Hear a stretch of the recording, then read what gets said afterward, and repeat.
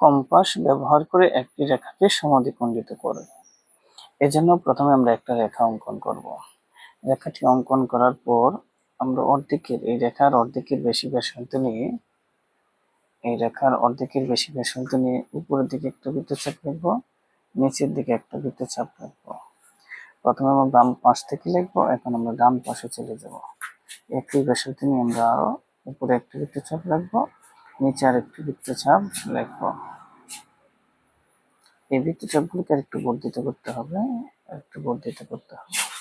তাহলে উপরের দিকে দুটো বৃত্তচাপ একটা বিন্দুতে সেট করেছে, নিচের দিকে বৃত্তচাপগুলো একটা বিন্দুতে সেট করেছে।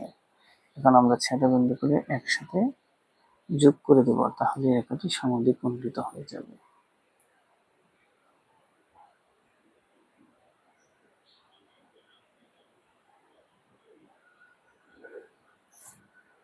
রেখাটি কি হয়ে গেছে? সমদ্বিখণ্ডিত হয়ে গেছে।